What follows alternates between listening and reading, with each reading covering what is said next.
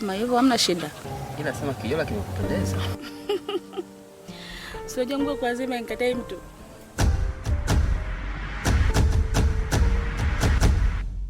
Tunaweza kwenda. Tuondoke.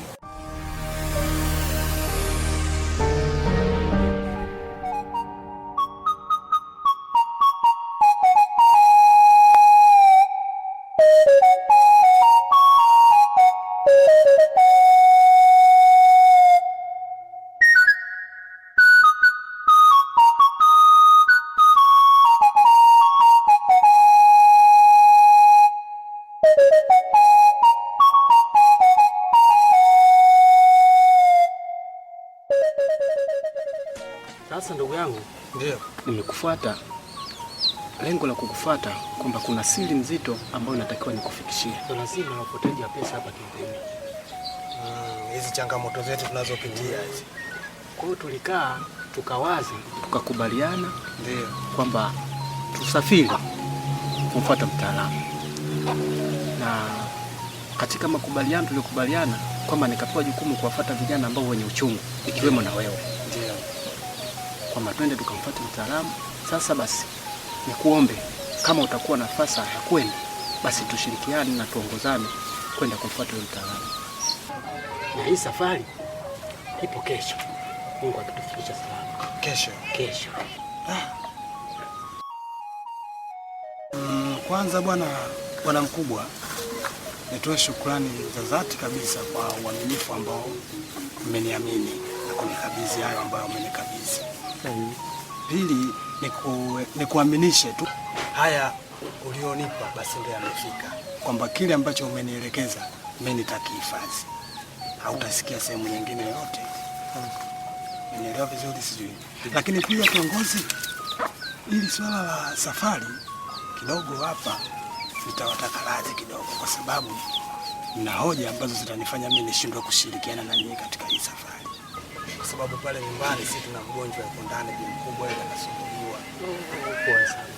Nashukuru. Tumekwenda zahanati lakini pale imeshindikana, inatakiwa tena tusafiri kwenda wilayani.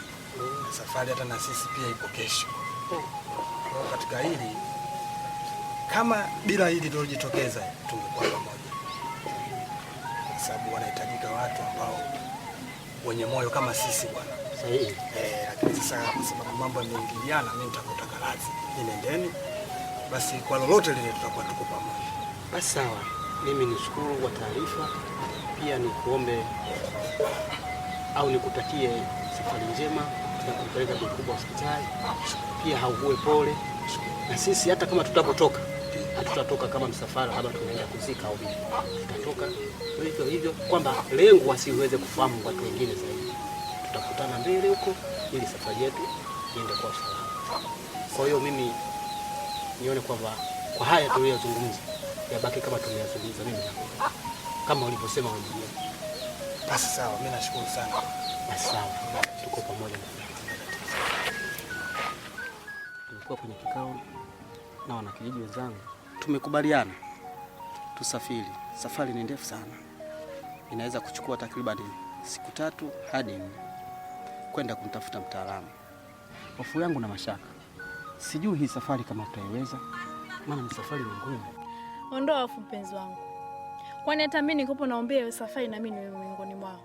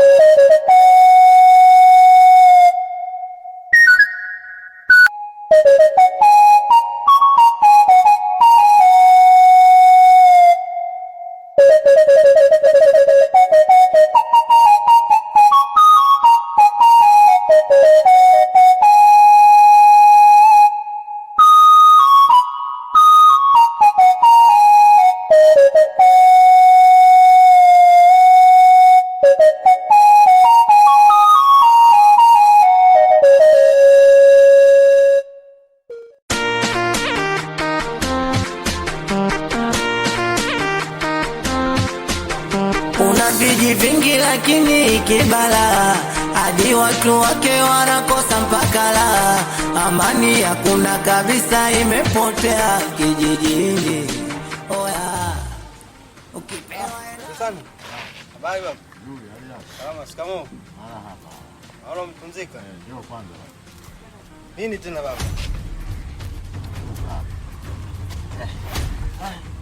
Leta bali. Babu, naenda pale dukani. Kanichukulie biskuti pakiti moja, sigara 2 pamoja na udi mmoja.